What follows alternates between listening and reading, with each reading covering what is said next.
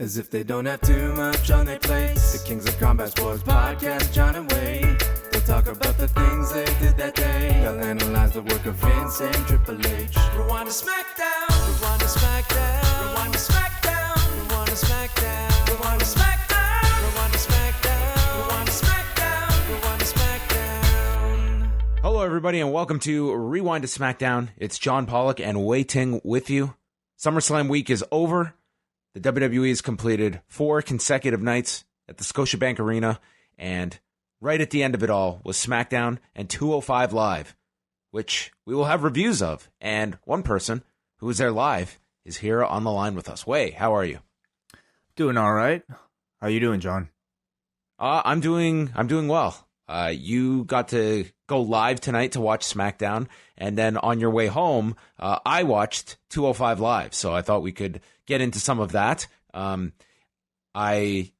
think it was a good idea that you left before 205 Live, because I imagine you didn't bring a winter jacket, which you may have needed because there was absolutely no heat in the building after 10 o'clock p.m.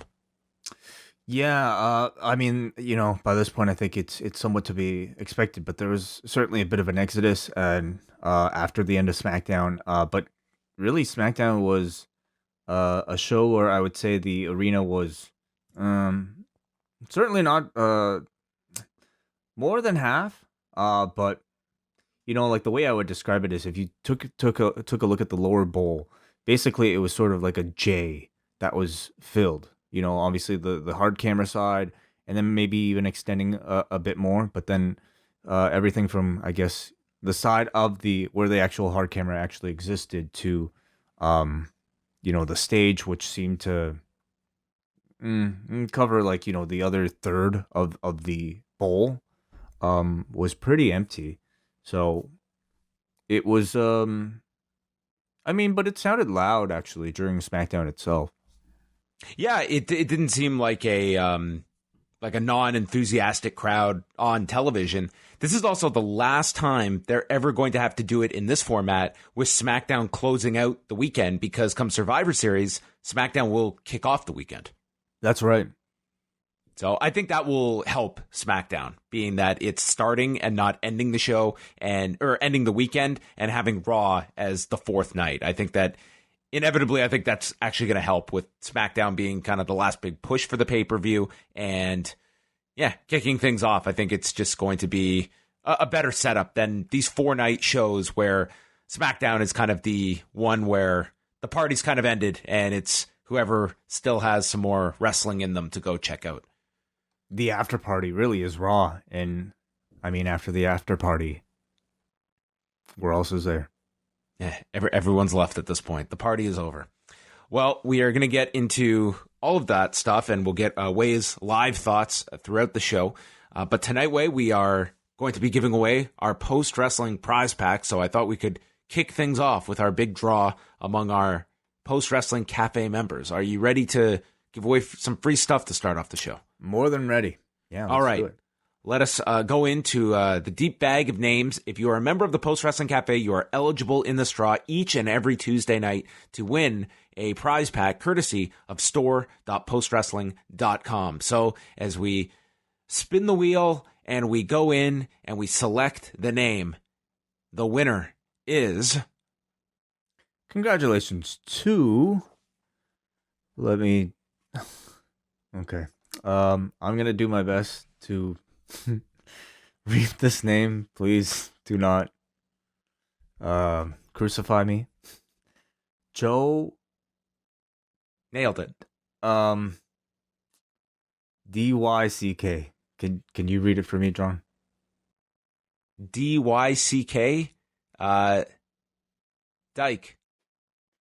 Sure. Congratulations. You win a t-shirt from the Post Wrestling Store. Wouldn't the C be I'm actually going to look and see if we can get a pronunciation here on it's never just like John Smith on one of these things. It's always something that this is how you know it's completely random, because I don't think I would randomly, or I would purposefully choose a anyway. Well, congratulations, Joe. You are the winner. And please let us know how to pronounce your name. We apologize if we got it wrong. All right. Well, if you're a member of the Post Wrestling Cafe, there's always next week and the week after that. We went over all of our shows this week. It's a little bit of a different schedule here at Post Wrestling this week. On Wednesday, we're going to be releasing our Post Wrestling Live in Toronto show from this past Sunday. That will be available for all members of the cafe. You can either watch it as a video or download it as a podcast. So that's coming on Wednesday. Thursday, Braden and Davey are going to be back with Up Next, and we're going to have a special interview with WWE referee Daryl Sharma, who you would have seen on 205 Live tonight, refereeing the main event and some of the other matches as well. So that will be there in place of the Cafe Hangout. We are off this week from the Cafe Hangout, but we will be returning next week. So stay tuned on that front. Friday, we've got Rewind-A returning with a review of UFC 189. We'll be joined by our Espresso executive producer, Eric Marcotte, to chat Conor McGregor versus Chad Mendes from July of 2015, a card that Wai took in live. He was covering that event, so we're going to discuss all of that, plus the fight of the year between Robbie Lawler and Rory McDonald that year. Quite the 1-2 punch at UFC 189 from International Fight Week that year. This coming weekend, 2 editions of Cruel Summer will be out. We've got, we're all the way up to 2013. Rich Craich from Voices of Wrestling will join WH on Saturday to chat the final between Hiroshi Tanahashi and Tetsuya Naito. And then 2014, Joey Bay is back to chat with WH about Kazuchika Okada, Shinsuke Nakamura from the Seibu Dome in 2014. And TBA on another weekend show, correct? I think so. Yeah. All right. Stay tuned, everyone, at the edge of your seats. Lots of great stuff up at postwrestling.com. We also have all of our stuff from the weekend. NXT TakeOver post show with Braden, Davey. We had MJ, Jesse from the Six, Scrump. It was quite the post show on Saturday night from them. And then me and Wai have a review of SummerSlam, a very brief review of Raw from Monday night. Tonight's will be much more detailed, I promise. Yes. Although, I mean, I didn't hear too many complaints about the Raw review last night. No, I didn't either. So thank you, everybody, for... Some people telling us that it was actually a great opportunity for us to do a drunk review. Oh, well, I was more so exhausted by Monday night than anything. I totally hit a wall as we were done that show. I think the last couple of days, it all hit me today. I was exhausted as I sat down to watch SmackDown tonight. I was like, I need a break from this. So Wednesday is my break day. Yeah, likewise. Yep. All right, let's get into a few news items because there was quite a bit of it. We have the first round matches announced for the Super J Cup they have put out. So we are going to get on the first night in Tacoma, Washington, Soberano Jr. versus Rocky Romero, Karistico versus Bushi, Dragon Lee versus Yo, Jonathan Gresham versus Ryusuke Taguchi, El Phantasmo versus Robbie Eagles, Clark Connors versus TJP, Sho versus Taiji Ishimori, and the main event on the first night, Will Ospreay versus Amazing Red. Oh, awesome. That card sounds fantastic. The matches I just listed, that is all on that first night in Tacoma. Yeah. What an awesome card they're getting in Tacoma. And I'm sure the following cards, you're going to get, obviously, the tournament matches. You're going to get Liger on all 3 of these nights. And then, I mean, even if Red loses to Ospreay, which I think everyone assumes, you'll probably get Red in some unique tags and stuff on the second and third nights. Yeah, I think so. Can you see a possibility of that outcome not happening? There's always the chance you could do some kind of upset just because Ospreay, I don't see it happening. I'd say it's like a 90% chance that Will Ospreay is winning that match, but it would certainly get a big reaction if Red won. He's going to be the sentimental favorite, but I think ultimately his value is going to be having a kick-ass match with Will Ospreay, which it's going to be really hard not to. So I think that that's going to be the value, is those two just tearing down the house. And maybe this tournament is going to be Red's official retirement after he announced it earlier this year, because this would be pretty hard to pass up. Ospreay really wanted this, and I think it's a cool showcase for Amazing Red, who is someone that doesn't always get that spotlight unless you were kind of in that scene in the 2000s where he was such a big influence on so many people and gets to at least have a little bit of a if this is not his send-off, something close to it. Any update on where people could watch it? Okay, so I have inquired about the Super J Cup, and I have not heard back yet. For Royal Quest, which we will go through the card, Royal Quest is now going to be airing on Fight TV Live. And I was told that the commentary team that night on August 31st is going to be Kevin Kelly and Gino Gambino. So you can order it on Fight, but as of right now, both the J Cup and Royal Quest are going to be on New Japan World on tape delay sometime after they air, which seems crazy in 2019. I know it maybe we sound spoiled, but it's just expected now that such big cards like this should be live, especially Royal Quest, which is an enormous show for them. Yeah, I mean, this card looks absolutely tremendous, and I think it would obviously carry a whole lot of interest for any New Japan fan. I have to imagine maybe it's some technical limitation that's preventing them, or it could be contractual. I really don't know. If for what it's worth, Chris Charlton has tweeted that Royal Quest will be broadcast on World in September, as will the Super J Cup. Yeah. So here's my question, Wai. You're a consumer. You have New Japan World. You pay for it monthly. Royal Quest is a big show. You want to see it. Are you ordering it on Fight TV on August 31st and paying $24.99 for this show? I'm not. I don't think so. I mean, listen, if I hear, wow, Okada versus Suzuki is a must-see match of the year type of thing, maybe I'll change my mind. If I've got nothing to do on that particular evening, I have friends coming over. Yeah, okay, maybe I'll pay $25 for it. But otherwise, I guess it's more of a I'll wait to see if whatever it comes out.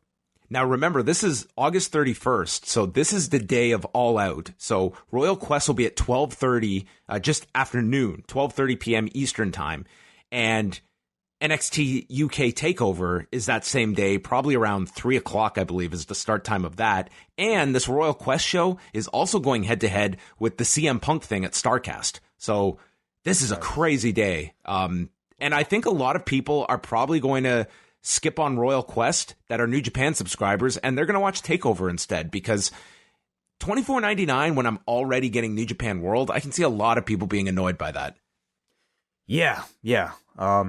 It's, and not to mention, I think All Out is going to cost a bit as well on your pay-per-view wallet. So, that said, though, if you're doing a full day of wrestling with your group of friends and you want live wrestling all day, maybe this is something that you would consider.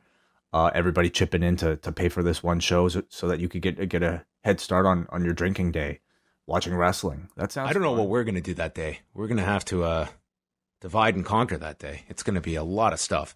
The Royal Quest card has also been released, so we speculated on what would be on this card. Everyone knew that it would be Hiroshi Tanahashi and Zack Sabre Jr. That match is happening for the British Heavyweight title, with Zack defending.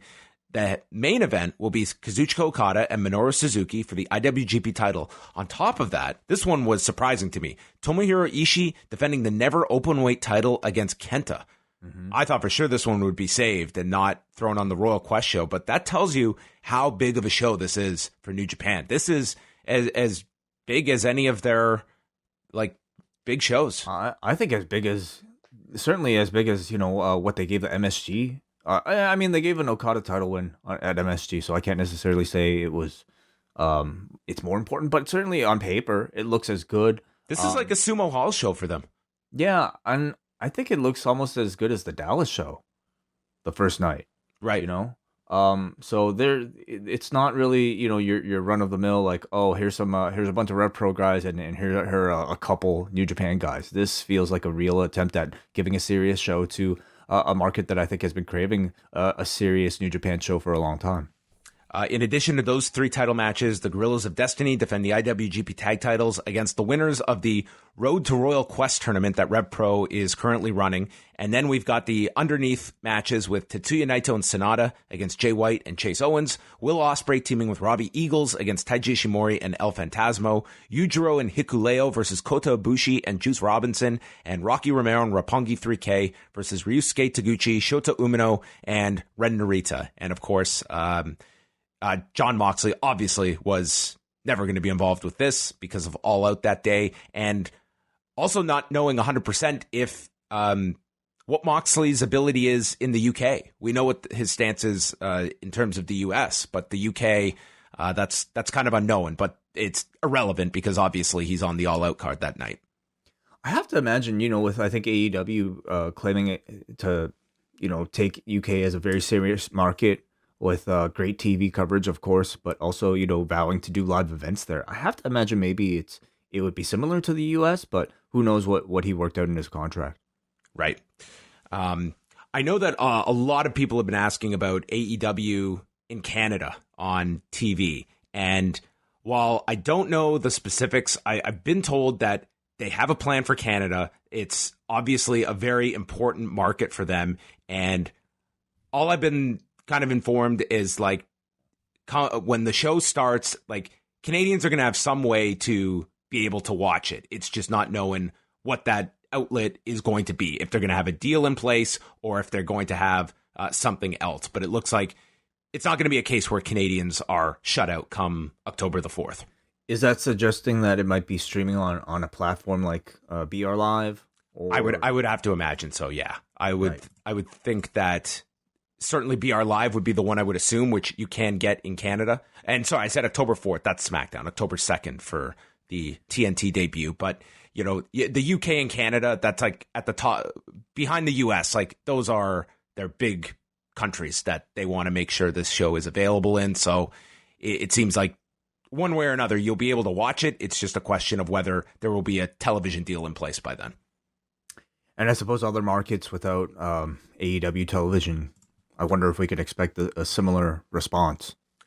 I would think so. Like we've seen AEW, they have the relationship with Fight TV. That's always an option. Just if you want to make the show available to as many people as possible, that's always a backup you can do for regions that don't have BR Live. Mm-hmm. So moving on from there, we talked about the King of the Ring tournament last night. The update on that tournament, it is a 16-man tournament, and it's not going to just be on next week's Raw. It looks like it's going to take place over the next month leading up to the Wrestling Observer reporting the finals will be at the Clash of Champions pay-per-view. And we've got the full list here of the 16 men involved. The Miz, Ricochet, Cedric Alexander, Samoa Joe, Drew McIntyre, Baron Corbin, Sami Zayn, Cesaro, Kevin Owens, Ali, Apollo Crews, Chad Gable, Elias Andrade, Buddy Murphy, and Shelton Benjamin. Great list of names, honestly. I think there's certainly no shortage of incredible talent within the WWE, especially in the mid card that this tournament seems to be showcasing. The real question, of course, is what types of matches are these several talents going to be able to have on television? How much time will they be given? I would say that really is the bigger question.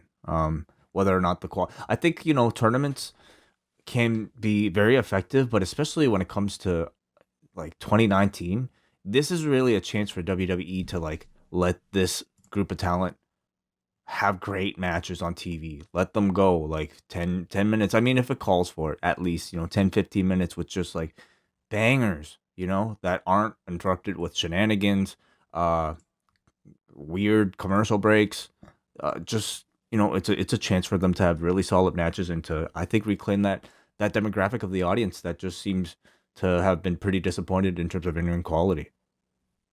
Yeah, it's certainly the lineup. It looks promising given that like some of the quality guys you have. It seems that it's, with some minor exceptions, like you could get some really hot matches out of this. Is there anyone, now that we know the 16 men, of anyone that stands out for you? Well, yeah, this could really help. I think you can probably cross out, like, I would say a good, 60-70% of these participants. Certainly on the SmackDown side of things, I don't see people like Apollo Crews, Chad Gable, Buddy Murphy, or Shelton Benjamin having any type of, or Elias having any type of, hope. But maybe a name like Andrade would be perfect for something like this. That would work for Andrade. I thought of Kevin Owens, the idea of him winning this, and then you've got the King of the Ring versus the best in the world, and that gets you through this next pay-per-view cycle and to Hell in a Cell, like we've thought that this could ultimately end with Shane and Owens. That would work well for him. On the Raw side of things, I don't see The Miz winning. I don't really see Cedric winning. Drew McIntyre, definitely a maybe. Yeah. Baron Corbin, no. Sami Zayn, no. Cesaro, I don't think so either. So, Joe, the way they treat Joe, it doesn't tell me that they would give. It would be awesome, but I just, especially with what he's got going on right now, sort of in this like weird tweener phase, I don't really see it with him. But what about Ricochet? I could see if the brackets, we haven't gotten brackets yet, but if it's kind of the Raw bracket and the SmackDown bracket, and then we get the finals at the pay-per-view, I could see Raw coming down to Drew versus Ricochet, and then the winner advancing. I see those as my two picks I would isolate on Raw. And then SmackDown, I like Andrade now that you bring that name up. Owens was the one I thought of first, and then Ali as well. Those would be kind of the three. I really hope this is not a vehicle for Baron Corbin, because I could very well see it being, King Corbin. Can he go to the finals at least? Can he be the Jay White of this King? Absolutely he could, because you could do the stupid comedy that we were lamenting last night. That could be Baron Corbin's role. And if you're going to make this just to be a punchline at the end of it and a new character for Baron Corbin who's been off TV for a month, I could definitely see that happening. So I certainly don't rule out Baron Corbin winning this entire thing, or at least teasing that he'll go to the final before you do a serious winner, and you could do Owens and Corbin or something at the end. King Corbin, I'm sad to say, does have a nice ring to it. I hope it does not come to fruition, however. But, I like the discussion. I like that we're even kind of talking about a WWE, tournament as if it was like a real sporting event for once. So let's see how they actually conduct the actual event.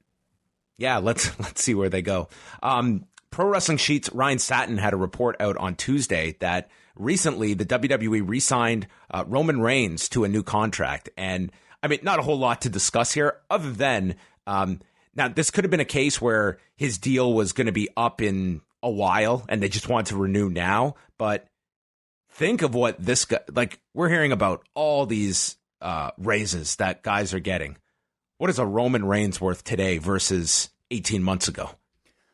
Certainly, yeah. I hope this guy cashed out in this contract, because he should have gotten one of the most lucrative deals in wrestling history. Can you help me understand this? So was his contract up, or was it just... I don't know. I don't know if this was a case. I would think we would have heard if Roman's deal was coming up very soon. I think that would have been a big discussion. I would guess that they're just looking at all the contracts, and when you're hearing the terms that they're trying to get guys locked in for 5 years, I'm sure a Roman Reigns, they're ready to sit down, throw out the old deal, and renew at a longer term, just so everybody is locked in, and he would be right near the top of your list. And I think he would be paid accordingly. I think whatever he would make would certainly be a benchmark for, what the ceiling might be in 2019 for a WWE performer. For a non-Brock performer. Non-Brock, maybe you throw in John Cena, maybe Randy Orton. I can't really speak to all that, but obviously Roman would be near the top.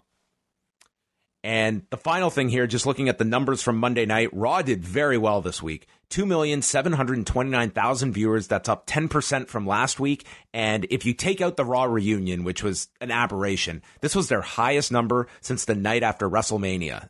Peaked in the second hour with more than 2.8 million viewers. They did drop a bit in the third hour, but it was... from start to finish, it was not that bad of a drop at all from hour 1 to hour 3. And then following it was the debut of Straight Up Steve Austin. That did 1,221,000 viewers, which is better than what the Miz and Mrs. is doing after SmackDown. But this also has a stronger lead in with Raw than SmackDown. But I would view that as a pretty good number for the Austin show on USA, and a really good number for Raw coming off of SummerSlam. Does the number surprise you for Raw, and what do you attribute it to? It does somewhat surprise me. They have not always had, of late I've been looking at the night after pay-per-views, and there's been months where the bump that they get off a pay-per-view is not that big, and they got a huge one here. And, it was a number that it topped any of the other numbers that they've done since April. So, I was somewhat surprised, but it was...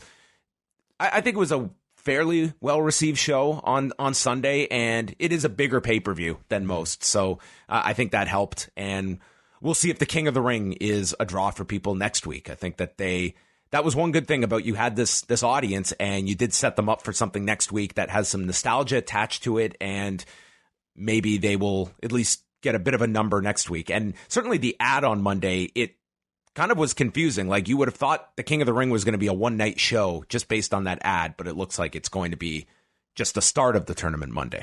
Mm-hmm. Mm-hmm. So there we go. Anything else to get to, Wade? No, I mean, no. Let's get to the show. All right. Toronto, Ontario. The Scotiabank Arena was the site of SmackDown on Tuesday night. Before the show, John, there was one dark match, and that was Andrade taking on Ali. And it was a pretty quick match, less than 10 minutes. Neither guy really taking too much risk, but we saw at the end here, Ali went for 450, which he landed on his feet and rolled through because Andrade got up and avoided it. Andrade went for a hammerlock DDT, but Ali tripped him up into a roll-up and actually pinned him. So Ali pinned Andrade here. Was this an unofficial King of the Ring first-round match? Well, if you want it to be, sure. It was a King of the Ring warm-up match. Maybe a qualifier. Well, but they're both in, aren't they? So. They're both in. The show started off with Kevin Owens, who came out to a thunderous reception. Mm-hmm. How big was this in comparison to anyone else on the show? I think he was the loudest. It was certainly... it was between him and I would say the RKO for loudest reaction. Oh, wow. He gets into the ring and Owens just lets the crowd go, keeps the chant going. And he says that yesterday, on Monday, was the 5-year anniversary that he signed his WWE contract. And he talks about being in this ring with people he respects, some of the greatest of all time. But on Sunday, he was in the ring with a guy who calls himself the best in the world, which is not the case. And he's going to remember SummerSlam for a long time because his family, his children, his parents, they were all there ringside to watch him.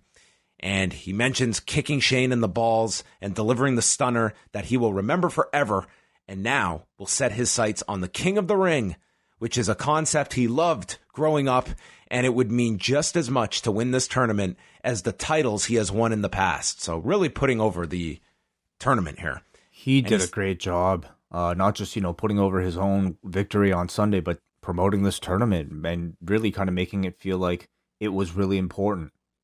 Yeah, and then it was interesting. He was listing off past winners, and it was interesting to see who he built up to. He went with Austin, Angle, Edge, Bret Hart, Mabel, and then the last one was Owen Hart.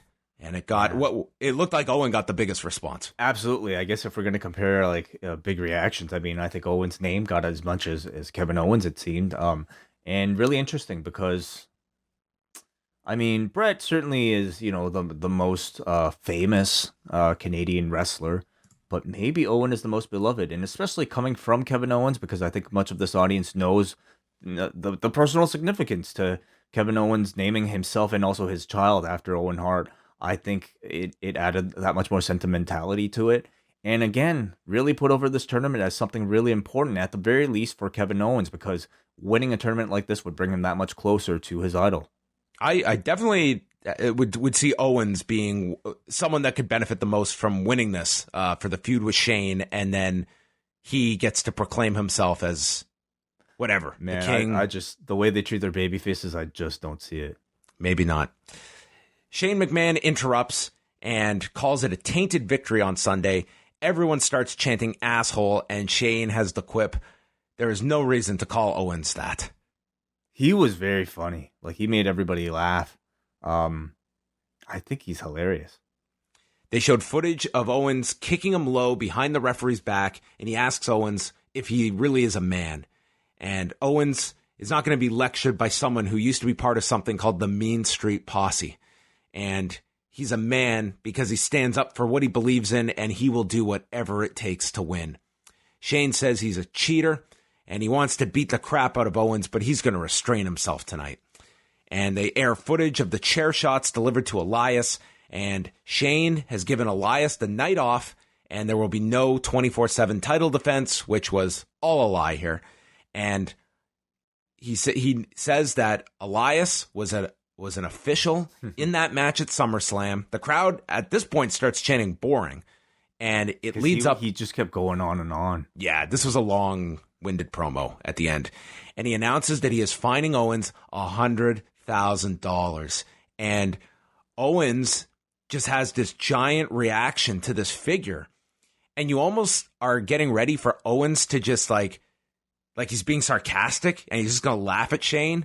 But no, he was very concerned with this level of fine. He says, that's a new car to you, but that's a lot of money to me, to my family, my children's college fund. And Shane is not going to reconsider this, and also says that Owens will be in action tonight. So my question to you, Wai, is that Owens is presented here as the everyman. But at the same time, I'm never a fan of the baby faces having to be concerned about money. Well, listen, remember when Owens came back? Like, we saw those weird vignettes of him, like, I don't know. Oh, I know. This is his character. I understand why they did this here. It was like, to me, but you have to imagine, this is like Vince McMahon's idea of what the common person is. This is what the Kevin Owens character seems to be right now. He's somebody who fumbles his popcorn or whatever. What was this? Doesn't know how to shoot in selfie mode. Like, what the fuck did he do like back then? He did a bunch of the things you listed. And, the average person would look at $100,000 fine as crippling, life-changing. Absolutely. So I think this was just like another real attempt at explaining that, hey, like, he's like us. He's, I don't want to say poor, but, closer to being poor than certainly Shane McMahon is. You don't like it, though. Owens, I can understand the thinking of doing this. And it's not even so much a specific Owens thing. I just think that you don't, if they did this with Shawn Michaels and the stock market. Oh, they did Shawn in the stock market. They did this with Big Show. It's the idea that these guys make so little that they are just grateful to be working for this company. Why was Owens willing to quit his job the night before? He was willing to leave all this. He's in no financial state of affairs to be quitting his job. He literally just put his career on the line to get to Shane McMahon and was willing to. The man is clearly not of financial sound security. He needs this job. Listen, that's what this was. He needs to work for Shane McMahon. But this is where the figure, I think, had to be, I'm sure, carefully thought out before deciding that it was set to be $100,000. Yeah, the benchmark is now Lars Sullivan.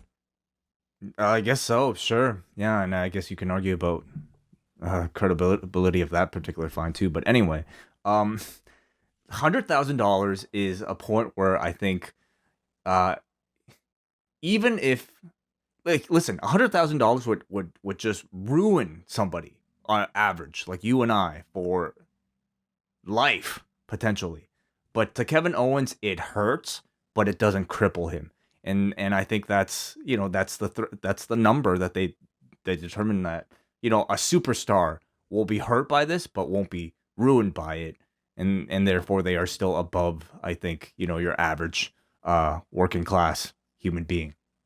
I just think this exact segment could have been done. You could have done the fine. You could have done the broken TV, but you didn't need Owens to respond in such a way that this will break him financially. He can just be pissed. He should be pissed. It doesn't break him financially. It just stings, He said that figure affects my family, my children's college fund. They'll still have a college fund. It'll just probably take Kevin Owens a few more years to make that money. Well, backstage, Owens approaches Shane in his office, and what a set that Shane Owens' office consisted of. He had the entire Toronto skyline as part of his set dressing. I mean, clearly this was like a Leafs or Raptors, some type of office back there, or dressing room. He also had a TV that went to black as Owens threw a stool at it to say, why don't you just make the fine 105? So yeah, $100,000 hurts him, but five is just chump change. He's fine. Well, after 100,000, $5. What does it matter, right? Well, that's the idea, right? Yeah, this one definitely stung me. It reminded me of my laptop. that I'm gonna get fixed. Oh, that's right. You went through this too. Was it a stool that got thrown at your laptop? Yes. I was fining everybody $100,000. Throughout this whole thing, my nephew, who I was watching the show with, he just kept asking, "Are these two going to fight?" And I had to explain like the concept of, well, before they fight, on every wrestling show, there's about 20 minutes of talking, and then at the end of the month, they might fight. So it was listen, to somebody watching wrestling brand new, like, this was definitely strange. Like, what are we doing? Like, let's go see the sporting event where they talk for 20 minutes and then they don't fight here, but they fight about a month later. On Monday night, I had to explain how they win to our bartender. Yes. Or how do these contests end? Yeah. Explain. Did you have to explain what a pinfall was? No, I think they understood that. Okay. Charlotte Flair versus Ember Moon was our first match. The entrances were not on TV; they were just in the ring after the break. Yeah, so I mean, I have some, maybe people would find this somewhat interesting for those of you who maybe haven't been out to a WWE taping in a while. But they come out and then the lights dim. That's when everybody, or at least I realize, they're still in commercial. So they do their entrances, lights dim, and then they show the backstage segment on the screen, which was Owens and Shane here. Oh yeah, doing the TV break, and then the lights come back on, and they get into the match. Which I get it. You want to chop out the entrances just to kind of give more content time, but man, the pacing is odd. Because like Charlotte comes out, Ember comes out, these grand entrances, they look so cool. You're ready to see them fight, but then like goes to black. You watch Shane and Owens, and then comes back from black, and they just get into the match. Definitely, it takes the anticipation away from it. But again, this is the limitations, I suppose, of doing a TV show. And again, I was fully reminded again that what you see here is the production of a TV show, and less, I would say, live sporting event. Right. So they go to the floor, and there was one strange spot here where Ember went for a dive, and Charlotte cut her off with a forearm from the floor, but didn't quite hit the forearm. So Ember didn't bother selling it and just decided to run the ropes, ignoring the partial forearm, and then drop kick Charlotte through the rope. They went through a commercial. Charlotte applied a Boston Crab, and this seemed to elicit a chant of Y2J because of its the walls technique that she was using. Yeah, people, I guess, looking for any excuse to cheer a Canadian here. At one point, did you see the Dragon Sleeper? The Dragon Sleeper? Yeah, it must have been during commercial, but I don't think so. Yeah, so anyway, man, like, again, this was another part where, like, I'm watching these matches, and boy, is it obvious whenever they're in commercial break, because the stalling here was just, like, so long. But we did get a Dragon Sleeper, which to this audience really doesn't mean all that much. The guy behind us was saying how Ember should really came brilliant, John. I think you should send this to Sonata. Guy says Ember can escape this move by licking her armpit. Jesus Christ. Toronto sports fans. Yeah, there was also like kind of like a messed up sunset flip. But I guess it doesn't matter because it was all during commercial. They brought up Sasha Banks on commentary, wondering what Charlotte thinks of her old rival's return. Moon then comes back at a discus forearm, and throughout this, Charlotte had been working on her left knee, so Ember's working with one leg. And then she hits a code breaker out of the corner, so maybe she was playing to the Chris Jericho audience. Moon then got yanked off the top by her hair. Charlotte missed the spear in the corner. Moon then rebounded with a cover, but Charlotte kicks out, big boot, figure eight on the bad knee, and Ember Moon is forced to tap as Charlotte did the bridge. I thought that this came off, other than the forearm that was kind of off, but not terrible. I thought this came off as a much better than Ember's match with Bayley, but I would say maybe the commercial-free edition of the match maybe lowered it. Absolutely, and that was the case for me throughout the entire show. Like, just to me, like, watching this live, the biggest impression I have coming out of it was how much stalling there was. And obviously that's because there was a 3-minute commercial in between. But this is all just to say, I don't even really blame them. But again, this is all just a reminder that if you're going to watch one of these TV tapings, like, don't expect like really hot matches, at least like not a match like this. Like, expect 3 minutes of just like holding here. And it got to a point where I just felt like Charlotte wasn't even breaking a sweat towards the end. Like, it felt like a Tai Chi type of, stalling before getting going for the last 2 minutes type of performance. But it's also, I guess, part of the art of producing TV, making sure that you're not getting too injured and not wasting, I guess, energy and wasting bumps on that bump card for stuff that's not going to be broadcast. Sure. Just, not that exciting. Yeah, and I mean, we talk about at times like crowds like kind of hitting a wall during shows, and I mean, when you go to a live show and you see this, you can understand why crowds kind of it's a marathon at times. Yeah, I mean, I'm sure this was certainly better than just, doing the whole reset thing where, like, they don't do anything at all. But I can't say it was a good match, not because of all the other stuff I saw.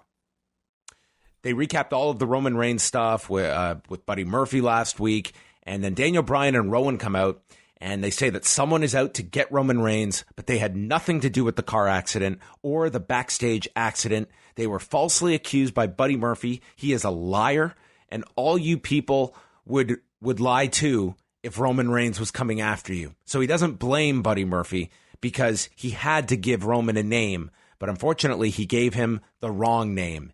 And the crowd chants, "It was you." And Bryan says, "This is what's wrong in society. Lies get spread on social media, and then they become truth. And tonight, they will prove that they had nothing to do with it." And Daniel Bryan was the star of this show. Oh, he was amazing. Absolutely amazing. And I loved that he was able, once the crowd started chanting, "It was you." I don't know if this was an ad-lib or not, but Bryan just like yells at the crowd, "You think it was me?" Which elicits, of course, for Daniel Bryan, a yes chant. So whether or not that was kind of designed beforehand, I thought it was absolutely brilliant.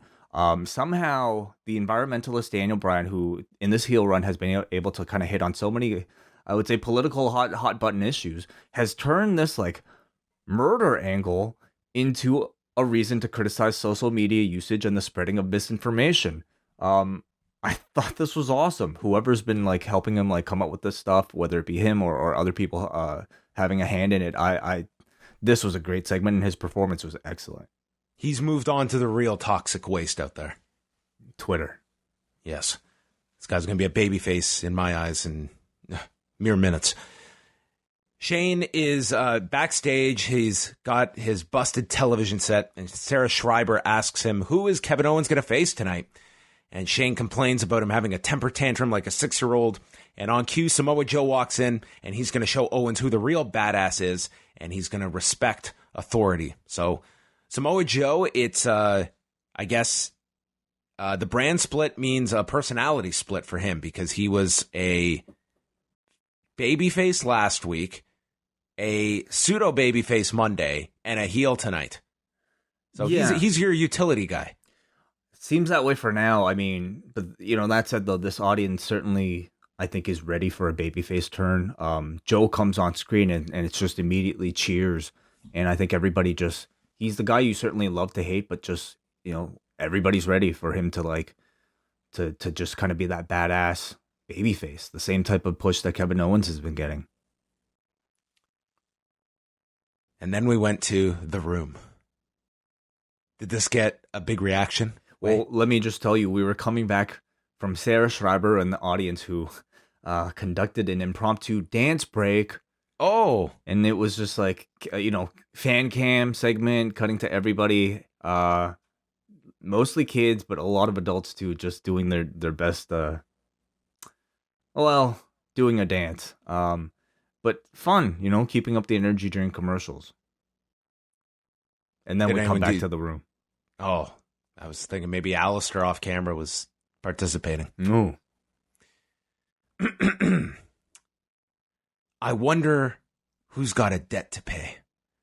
I wonder who will pay the boatman's toll and look their inner demons in their eyes and say, I am done. For we all must pay a debt, and mine shall be paid in my self-inflicted anguish. For such is my burden, for such is my sin.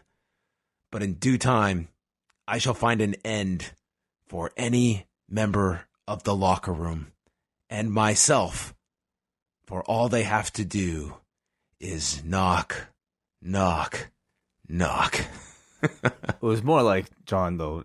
Knock, knock, knock. And like, man, like, I mean, I think really I cannot picture Paul Heyman's voice like not being attached to this now, down to like, Brock instead. Oh God! And now you got knock. Like it's such a Heymanism that to me still sounds really awkward coming out of Tommy End. But I guess it's something unique for him. Listen, like he wrestles the way he does, and he's still like, it doesn't matter how he speaks, really. It's interesting to watch the contrast. It's a weird one between Alistair Black and Bray Wyatt in that they're these characters and they are not making them wrestle on television.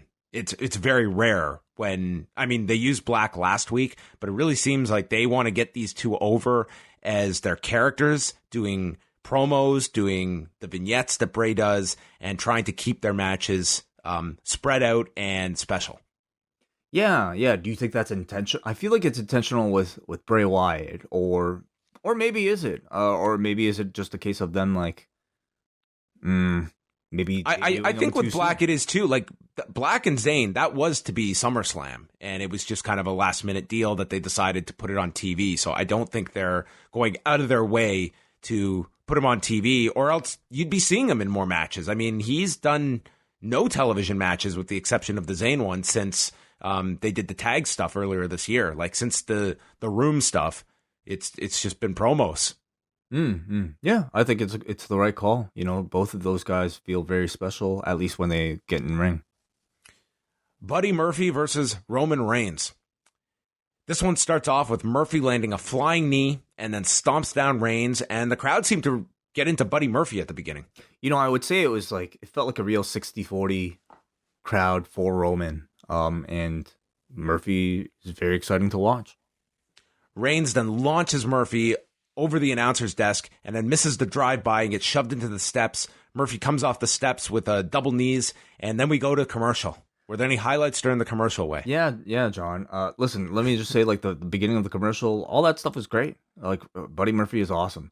The commercial break, I saw a fucking 3-minute chin lock, dude. Oh my God. Like, he did not move at all. Like, I mean, maybe from one type of chin lock to another chin lock, but this entire 3-minute stretch to me was like, and it was like longer than the actual match by this point. More than half of this match by this point was just rest hold.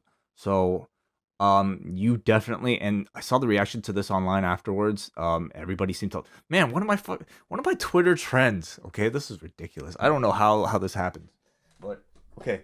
So like on Twitter when you go to like when you click on, let me just bring up Twitter right now. When you go to when you click the little magnifying glass. Yep. Like one of the I guess headlines that came out for wrestling was Roman Reigns versus Buddy Murphy was a WWE Match of the Year contender. Huh? I mean, listen, I watched it without the commercial. I think it was a good match, but that's a little crazy. Well, I mean, again, was my experience that different? Because like I was reading through like some of the responses, and some fans were saying that, and I don't know. Maybe it's just because I just watched the G1, and so no, it's a ridiculous statement, man, regardless. But see, like it took me out certainly.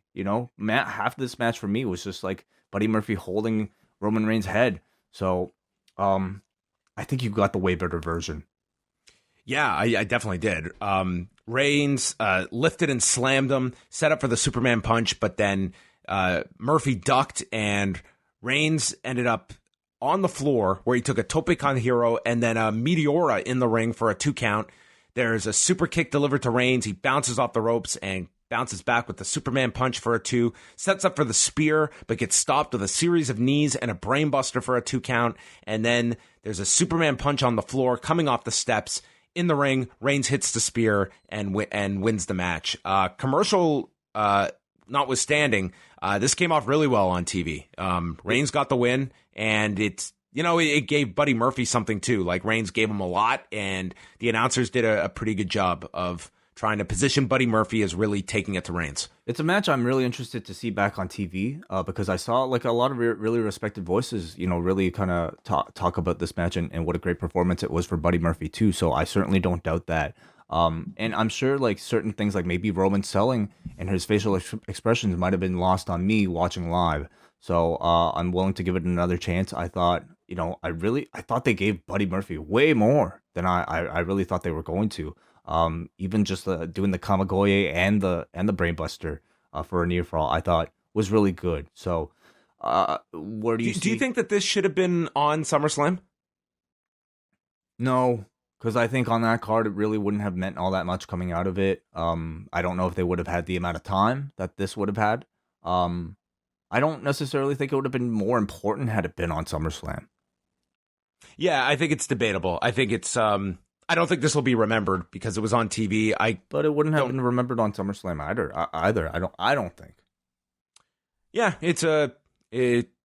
I'm not complaining about SummerSlam having one match less. I don't think Roman Reigns needed to be on that show. It's not like this is the pay-per-view era where you need to get all your biggest stars, and it was a sold-out show. Like, really, there wasn't a strong business reason for Roman Reigns to be on that show or not. So, and what would you have done on kind of spreading it out? And what would you have done on TV instead? I mean, any other number of things, right? But why not? Yeah, you just TV? would have had another match in its place here on this show. I mean, you have endless amounts of guys. It's just filling in a match, and then Reigns does his whole mystery thing on this show. But why not put something of actual interest with following up with the storyline on TV instead? I don't think that show was really missing Reigns at all. SummerSlam. Kayla Braxton was with the Revival, and the Revival say that they were attacked by a mob of mindless morons on Raw and somehow became the first co-champions of the 24/7 title, but said that it's a slap in the face to the tag division, and said that the New Day are ruining the tag division, and bring up that the New Day have never beaten the Revival, and they will show the New Day the meaning of a punchline. Yes, as they put their fists up. Scott Dawson was really proud of that one. New Day, they were with Kayla Braxton, and they were consoling Xavier Woods because he was not named as a participant in the King of the Ring, which I guess he really wanted to be.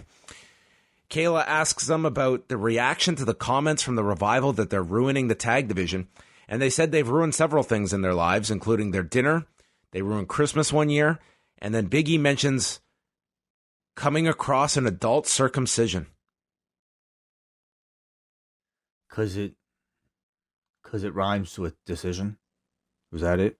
Was that the joke? Baby. Big E mentions the low-down, scheming Randy Orton, and then Kofi goes over his attack on Randy, defending it because Orton, with all his maniacal nicknames, looked at his family, and that was enough. He doesn't regret what he did to him. Mm-hmm. I think a backstage segment like this is really interesting, especially coming off of, the Kofi is stupid chants in front of this very same crowd on Sunday. Like, are they going to try to make the same attempts to turn this crowd and get them on Kofi's side the way that they've been trying with Seth Rollins by having him be next to Bret Hart and having Steve Austin really put him over? To me, they kind of doubled down on, I think, what the audience has grown really tired of with Kofi Kingston, and that's this type of juvenile New Day comedy, which I sense is getting a little bit tiring and maybe not as becoming of somebody who is involved in like a really heated feud like Kofi Kingston is against Randy Orton right now. So maybe this, I'm trying to think out loud, because certainly the end of this show, I feel, was designed to capitalize on that negative reaction to Kofi Kingston and the positive reaction instead to Randy Orton from Toronto. I'll be interested to see if the Kofi stuff really, I didn't even notice it as much tonight. It was more so just SummerSlam with the chants. I really don't think they're going to carry over to other cities. I think it was kind of just a one-off at SummerSlam. But we'll see. Sometimes it's a lot of copycats when you see kind of a trend form and suddenly it becomes, this is the babyface taboo. But I just don't see Kofi being that guy. I do feel like there is something to address, though, with Kofi Kingston that's not working. Like, he does not have that edge right now. No, he doesn't. Yeah. Maybe he needs to be more of an everyman. We need to know his financial status. Yeah. More relatable. Then we had Samoa Joe, Kevin Owens, and they brought out Elias as the enforcer referee, so he did not have the night off. Quick commercial break immediately. Joe was in control here until Owens came back with a senton. Joe ends up taking the swanton for a 2 count, and then the stunner gets blocked. Joe goes for the coquina clutch. Owens rolls him off and then hits Joe with a sit-out powerbomb after catching him, but the referee can't count 3 because Elias pulls him to the floor, and as Owens turns around, Joe does the schoolboy roll-up, and Elias comes in and fast counts Owens. So Owens loses. I mean, funny, I think you would have expected it. Certainly meant to carry the angle and continue building heat. I think I half expected Kevin Owens storming to the back to get revenge. And I think I had hoped to see him get that revenge by the end of the show. But instead, he just, unfortunately, leaves the building and this show, despite being the hottest guy in the arena on this particular program, kind of looked like a goof here. If you take me back to the start of this show and the reaction that Kevin Owens got, and then you asked me, okay, what should we do with Owens for the next 2 hours? This stuff would not be what I came up with. No. I didn't think they really treated this guy, who this audience loved. Mm-hmm. And I didn't think this was the best utilization of this emerging top babyface star coming off of that win over Shane, of how I would have utilized him in a rare instance in his home country where the guy was as over as anyone on this show tonight. I think it would have been fine to even do a segment like this, but I think to close the show, I would have loved to have seen Owens get his revenge, at least to in some way to end it. After that, it was Reigns going... first, Bryan and Rowan enter the locker room. They kick everyone out, except for Buddy Murphy. It's the repeat of last week. And they corner Buddy. They know he lied, and they want Murphy to admit he lied. And Daniel Bryan, I will not be able to do it justice recapping this. Daniel Bryan... WWE may not be getting an Emmy. Maybe Daniel Bryan will get into the running for an Emmy. He is screaming in Buddy's face. He was outstanding. Really, he was so good here as an actor. I think I always felt like he was a decent promo, but I never expected him to be a great actor. Certainly not really as a heel, but he gets so into character that it just. Oh, and the little video package that they showed recapping everything too. It also gave a chance for us to see, for most of us who don't follow WWE.com exclusive videos all the time, his great promo, that he cut backstage either at SummerSlam or last week on SmackDown, where he brought up all that stuff about being accused and misinformation against, social media. So he's just been so great. He is just screaming at Buddy, and then they just want Murphy to admit it. Rowan headbutts him and attacks him. Bryan says, when you've done something wrong, you need to admit you've been wrong. And Murphy finally yells, okay. And Bryan makes him scream that he lied. So Buddy Murphy does. And, man, Buddy Murphy just got completely owned here by Bryan and Rowan. And then Bryan yells that he hates liars. And Rowan continues to beat the shit out of him. This was intense, man. This was almost like a Tarantino scene. Yeah, they were about to cut his ear off. Yeah. At least Buddy Murphy's getting on TV. Huh? Yeah, I mean, I didn't know what the feeling was supposed to be after the Reigns match. Like, is Buddy Murphy going to be like this baby face because he really brought the fight to Reigns? Because, I mean, in the face of opposition, this man kind of cowered here with these two. But I don't think Buddy Murphy, this is not the program to make Buddy Murphy. He really is just a side piece to facilitate Daniel Bryan versus Roman Reigns. Right, yeah. But this was if you missed this was a great segment because of Daniel Bryan. Mm-hmm. He was involved in the dark match main event, by the way, with Eric and Rowan taking on Heavy Machinery, which I did not catch, unfortunately, but I'm sure it was great. Reigns was then looking for Bryan and Rowan, and that was how we would close out the show. But first, we have New Day coming out. They recap SummerSlam, and then Randy Orton comes out. And he says that Kofi Kingston can't beat him. He couldn't beat him 11 years ago, and you still aren't ready. And you ran away from a fight on Sunday in front of your wife and children. And one day they're going to ask Dad why he took the easy way out and was scared. And Kofi is going to have to tell them that their dad just couldn't beat Randy Orton. And Randy suggests that tonight we make it a 6-man tag with Randy joining the Revival and Kofi joining Big E and Xavier Woods. And that would become our main event. Man, like this promo, I thought, again, was also excellent. Randy was fantastic here. I love that he got into great detail about Kofi's future conversation with his son, talking about asking how his father left the match at SummerSlam 2019. Great. But, him, like, coming out here, cutting a very entertaining promo, and then suggesting that he and Kofi Kingston get involved in the main event elicited nothing but cheers from this audience. So he did nothing here but sound cool and make sense because he's right. The WWE champion did kind of cowardly escape, the championship match with the title intact. So, well, they both got counted out. Well, yes, I know, but to me, hardly the way I think a great champion should leave SummerSlam defending a title. It's more of a criticism of the booking. Like, it did not make Kofi Kingston to me look heroic, like to leave SummerSlam in that fashion. Anyway, all I'm trying to say is I did not get one sense that this was a way to like make Randy Orton feel like a heel to Toronto. This just made Toronto like Randy Orton more. Yeah, I saw what they were trying to do here. Like I like the promo. Toronto likes cool heels, I suppose, and Randy Orton was every bit the cool heel here.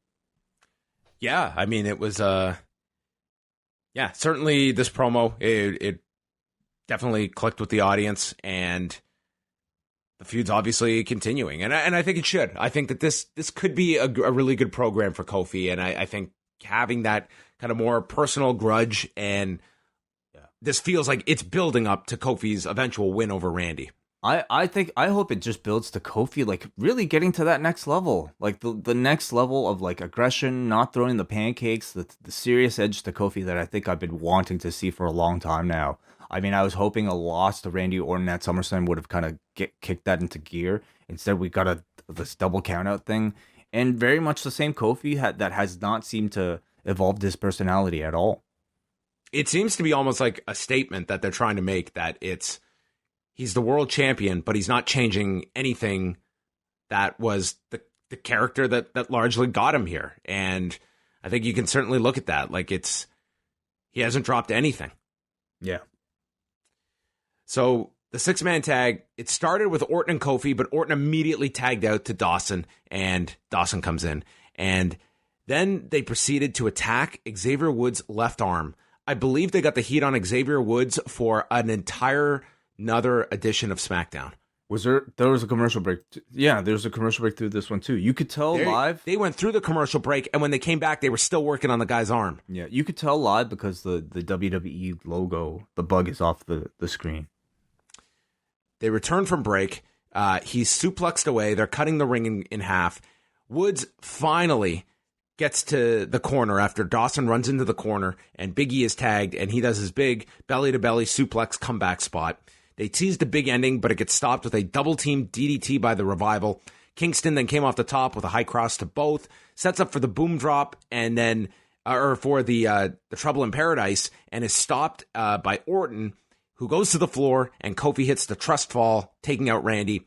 Woods then fights back. I couldn't keep it straight. Who was the legal man in all of this? It just seemed like it was a lucha tag here. And he gets hit with the shatter machine, and Dawson pins Woods. Yeah. Crowd reacted really big. Sorry. Yeah, then we had the post-match. They reacted really big for the post-match. The match itself was... I'm sure it was fine on TV. To me, again, it was just kind of like... To be honest, the commercial felt like it was so long. Like, it was such a long break. Well, just imagine the commercial, but instead of, like, incredible action, what you're seeing just, like, really boring heat spots. And that's what, like, these TV tapings have. It, like, feels like, to me, the goal of, like, these matches is to have exciting wrestling, and then, with the heels in control... do as little as humanly possible to conserve their energy so that they can come back to TV. And the effect on the audience is that it just bores the shit out of me, you know? But maybe for your average fan, it doesn't have the same effect. Maybe I'm an elitist, everybody. I'm a miserable wrestling critic elitist who just does not get excited by long headlocks. But anyway, please continue. Afterwards, they attacked Big E. Kingston then fought off the Revival, but then got hit with an RKO. Orton then takes Xavier Woods. He hits him with the RKO, allowing Corey Graves to identify it by Wai's favorite moniker, the 3 most destructive letters in sports entertainment. And then he hits an RKO to Big E, and then another RKO to Kofi Kingston as the New Day was left laying. Yeah, crowd loved it, especially I think it was a woman behind me who was just screaming at the top of her lungs every time one of these RKOs were hit, like right into my ear, which is the worst. But I don't mind it at all. I can't get mad at that. She was so into this, and Randy Orton, at least seemingly to me, felt like the biggest babyface, at least coming out of this segment.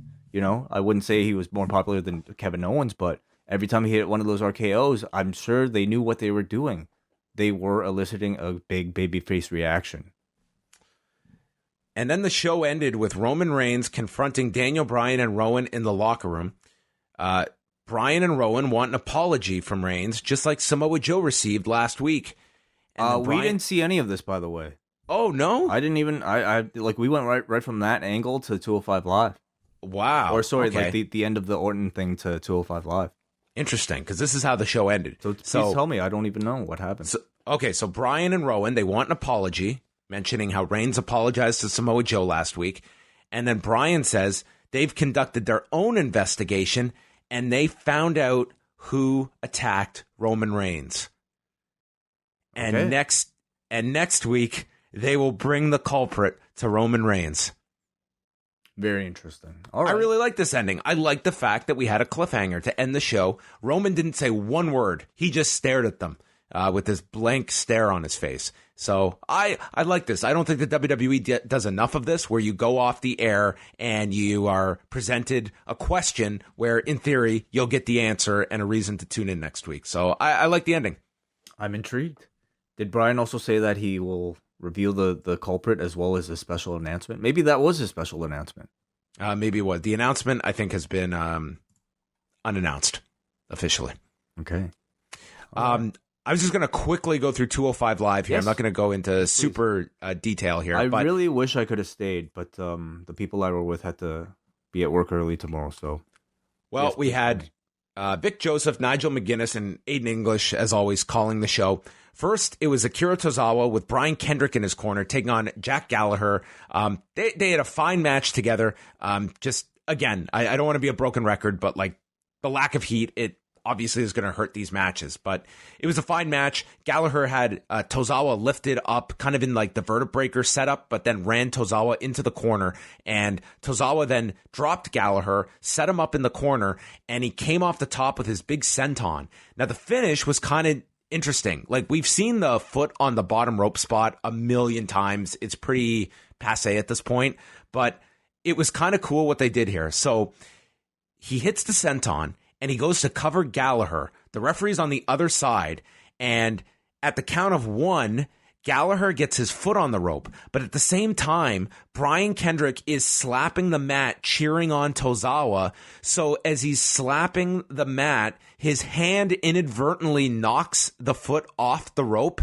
What? And Kendrick is just, you have to see it. It came off fine. It didn't look silly, even though it could sound really contrived. And Kendrick is just still cheering. So it's as like he has plausible deniability that he wasn't trying to do anything, but it knocked Gallagher's foot off the rope, and therefore the 3 count was registered and Tozawa won, despite Gallagher having the foot on the rope. Okay. Do you believe this? I'm not saying it's the most creative finish, but at least it was a little different than, the heel tactic of just knocking it off the bottom rope. Gotcha. Okay, I'm gonna have to. I'm not saying you have to watch this. I'm just saying it was. I thought it was like it was a little bit clever. They were building up. The main event on the show was going to be a rematch between Oney Lorcan and Drew Gulak. I don't know why Oney Lorcan is getting a rematch for the title, but he is. And they were explaining how Oney Lorcan was struck in the throat by Drew Gulak on the kickoff show, so he's going into this, of course, with the injured throat. 6-man tag, it was the Sings and Arya Daivari taking on Humberto Carrillo, Kalisto, and Lince Dorado. And move aside Roman Reigns, we have another mystery attacker, because earlier in the day, Grand Metalik was taken out by somebody in a hallway, and when Kalisto and Lince Dorado came to find Grand Metalik, there was Humberto Carrillo, who had found Grand Metalik and was trying to explain that he had been attacked, and he just found him, and Carrillo ended up as the replacement for Grand Metalik, but the Lucha House Party are a bit suspicious of Carrillo. So we have 2 attackers at Large Way. Maybe it's the same person. Maybe Humberto Carrillo is behind this Roman Reigns attack. Could be. It could be. So Kalisto looked really good in this match. At one point, he grabbed a grip of Sunil and walked on the top rope and then got knocked off balance, and he just crashed. And during the replay, Vic Joseph, without taking a breath, he just casually mentions how Kalisto was in the midst of doing good lucha things and then got dropped by Sunil. Really should be the name of his finish.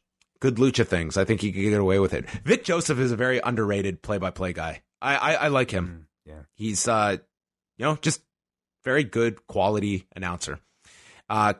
They came in. There was a lot of flying spots here. Kalisto took out Daivari with the Salida del Sol. Then there were double super kicks and a pair of dives by Carrillo and Lince Dorado in tandem. And then it was Carrillo in with Sunil. He hit a missile drop kick and twisting splash, but Dorado made the blind tag, hit a shooting star, and he got the pin on Sunil. So the 3 reluctantly celebrated the win, but they were teasing issues like Kalisto and Dorado did not trust Humberto Carrillo, who has a great look. He's a really good talent, and I can see this guy certainly being elevated beyond just 205 Live. He seems to have everything that they look for in stars. And then Drew Gulak cut a promo. It is his battlefield here on 205 Live, and he's been battling all the ghosts from his past, and the latest one is Oney Lorcan. So that was our main event. They got 15 and a half minutes. They worked a hell of a match here. Unfortunately, the crowd was just not into this at all. Gulak got hit with a half-and-half suplex early on, and then Lorcan hit a somersault to the floor off the turnbuckle. Then they did... Lorcan got thrown into the side of the desk, throat first, to play off the injury from Sunday. So he's gasping for air and just beats the count to get into the ring. They traded gigantic lariats on one another. And then it was Gulak working the throat with his choke that he applied. Lorcan fired back, and this guy has tremendous fire. It was just sad to see the audience not really get behind it all that much. Lorcan went for a half-and-half suplex off the top and hit it, but rotated Gulak enough that he's not taking this thing on his neck or anything.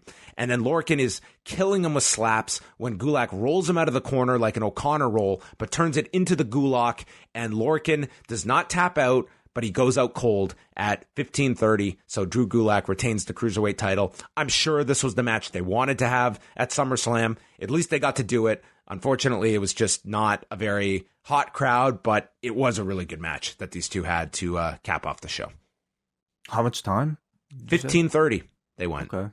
So Cool. it was a good amount of time that they had. So it was like double what they got at SummerSlam. So that was 205 Live.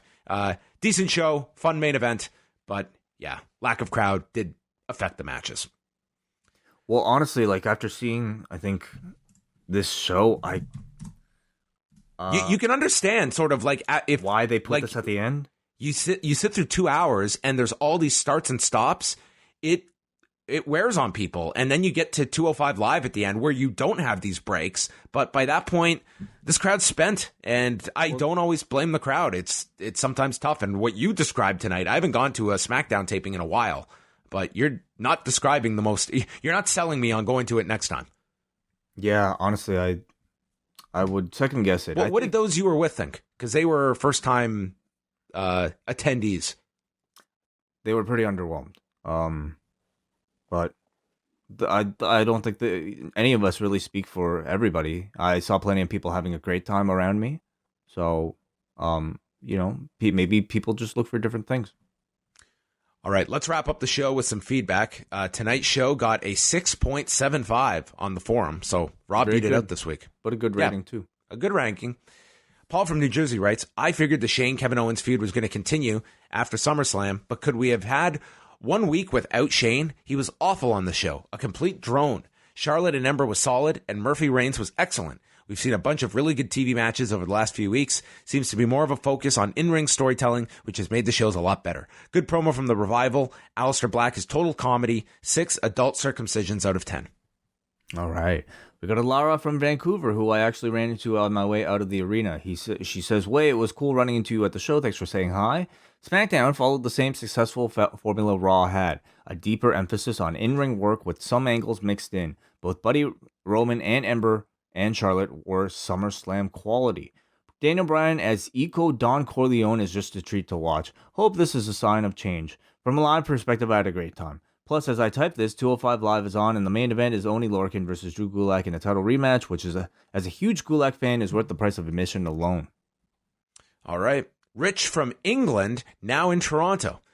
Enjoyed Charlotte and Ember. Thought Buddy Murphy looked strong, but was hard to buy him beating Roman Reigns. Samoa Joe was finally on the winning end of a surprise roll-up. Has anyone checked if the car that tried to hit Roman was an electric or at least a hybrid? A perfect alibi for Daniel Bryan. After attending all 4 nights at the Sasha Banks Arena, I thought the crowd seemed relatively flat most of the time. Could have been the sections I was in. Also, with the lack of an NXT sellout, do you think the WWE will be rushing back for another pay-per-view weekend anytime soon? And he also got to meet us on Sunday at the show. Yeah, I would say that Toronto, I don't think that Toronto would be high on my list for doing one of these 4 nights again. I think that it's, you had the really hot ticket with SummerSlam, and then you had 3 other shows. And this was certainly not Brooklyn, and I can understand why they might not do 4 nights here anytime soon. Yeah, I would say probably not. If you're Toronto, I can't imagine if you're the WWE, I can't really imagine them looking at. I mean, I got into SmackDown for like $20 American before service charge. So after that, it was about $30 Canadian per ticket. I got into that one for I had like $132 tickets discounted to about $20 each. So I mean, I can't imagine they'd be very happy with something like that. That said, I wonder how much of it is just maybe fatigue with WWE itself. Like, I'm really curious to know how an AEW would do in the same city. Granted, like, if it's a 1 night versus a 4 night thing, it might not even be a fair, like, it might be more of an apples to oranges comparison. But I don't know. Honestly, for me, I kind of blame burnout on WWE product as much as anything for the lack of success this weekend. Yeah, there's something to that. I think if WWE came back here with a pay-per-view, I would have no issue. I think they'd fill like a one night pay-per-view. Yeah. I'm just saying the 4 nights. There aren't a ton of cities that I would say would be great candidates to do. Like, it's a big ask to do that for a city, to do 4 nights in a row. And, it seemed like Raw and NXT had good attendance, maybe even very good. And SummerSlam was, a legit sellout. So, SmackDown, it's, you knew what it was going to be going in, and there's some markets that can sustain it. I think Boston is probably a better setup for next year to do this. Yeah, maybe. Jay from Colorado, towards the end of tonight's show, they advertised that Raw would be returning to Denver on Monday, October the 14th. And the match they advertised to draw people in is Seth Rollins versus Baron Corbin. I know the card is subject to change, but good God, I hope that's not the main event program for Raw in a couple of months.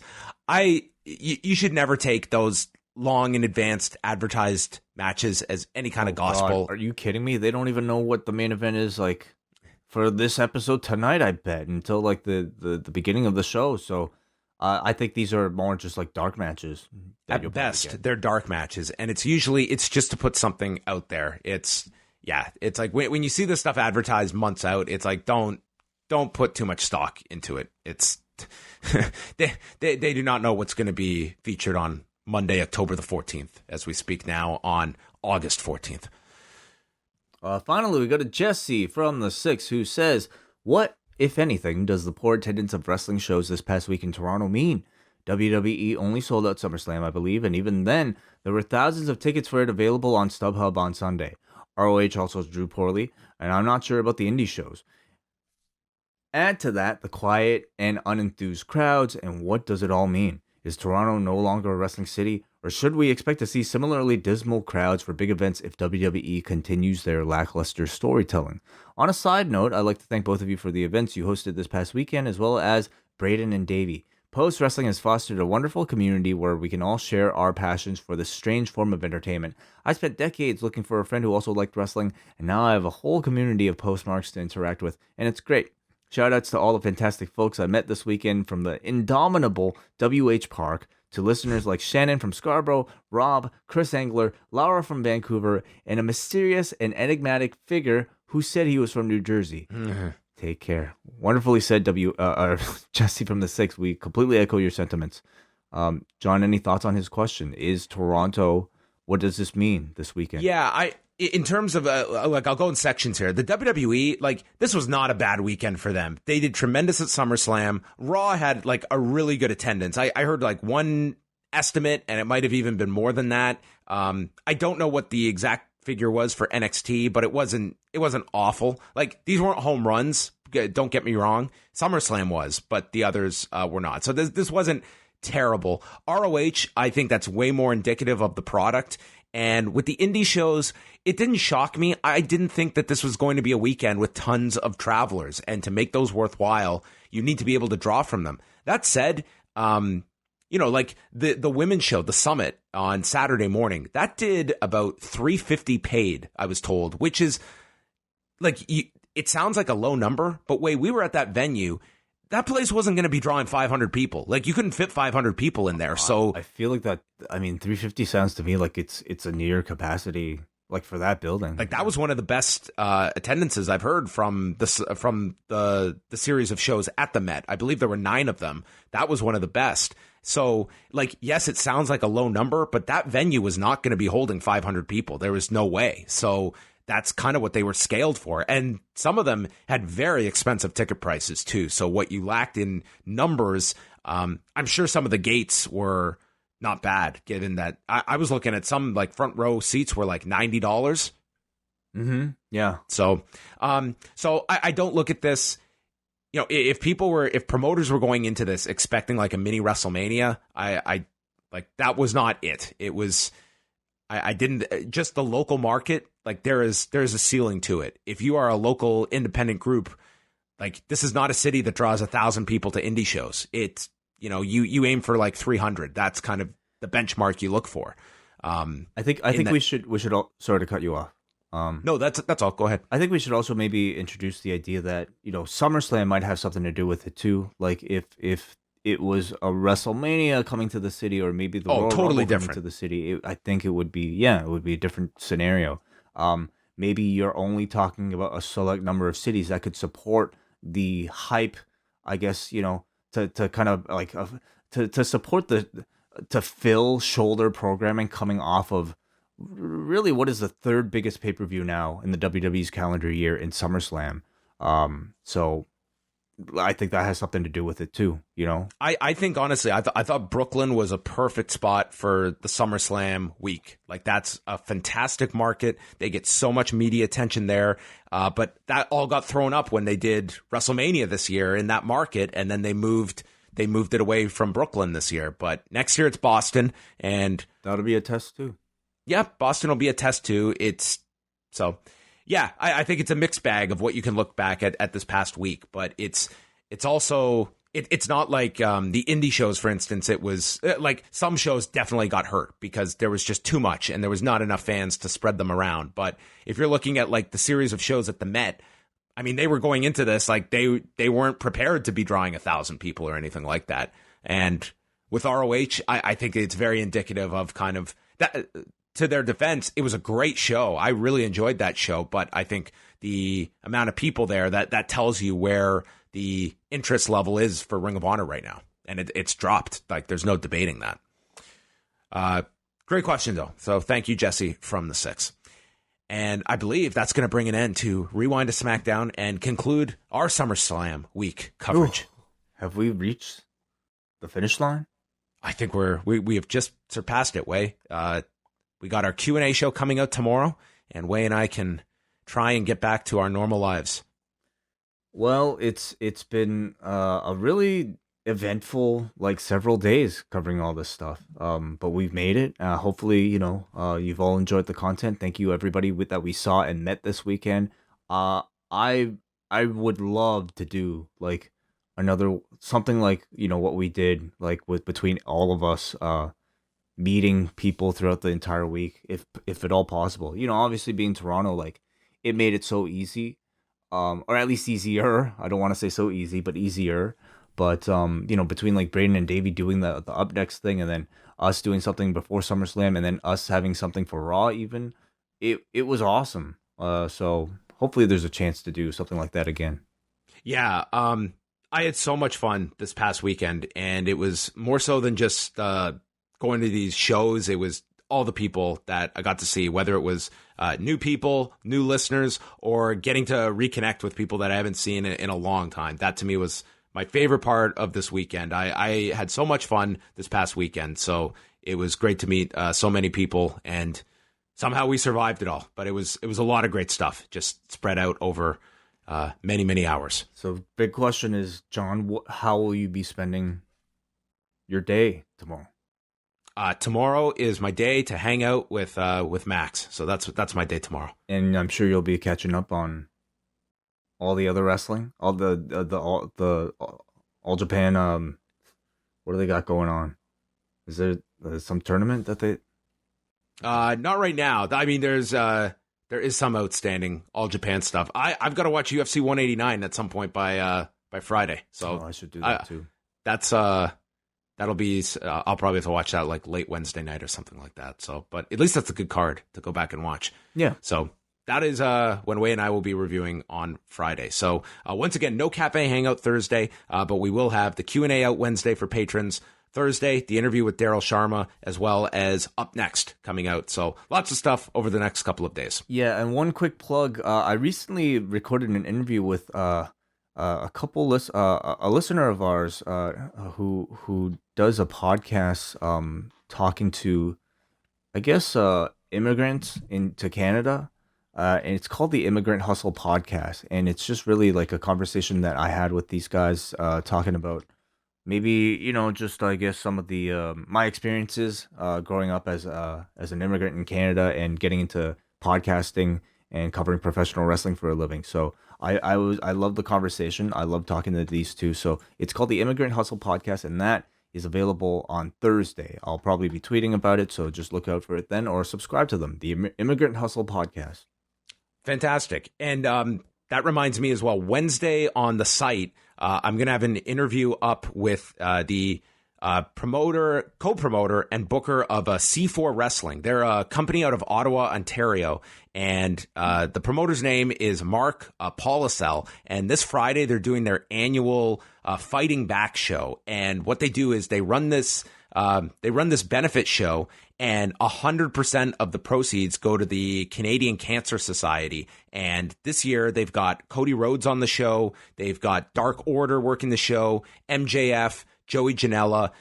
It's a really great cause, and we talk about his whole history, how he got into wrestling, promoting these shows, and a hilarious story about writing a letter to the WWF and getting a response from Vince McMahon. So it's just a Q&A that we'll have up on the site on Wednesday if you want to check that out. So that is it. Goodbye, everyone, and thank you for listening.